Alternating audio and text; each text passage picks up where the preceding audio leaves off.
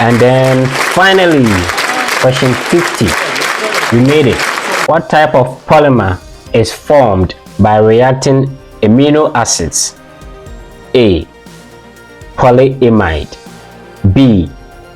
Polyester. C. Addition polymer.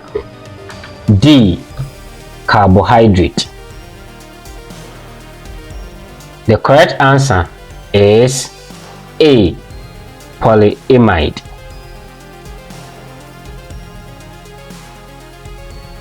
Explanation.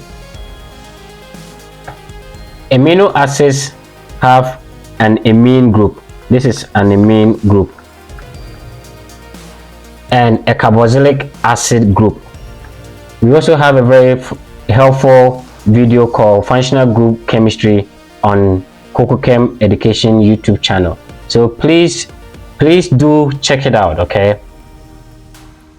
So when these two functional groups join together, they form what we call peptide bonds.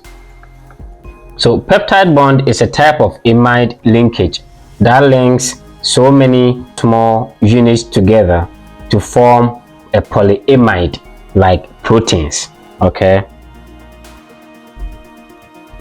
This is KokoChem Education YouTube channel.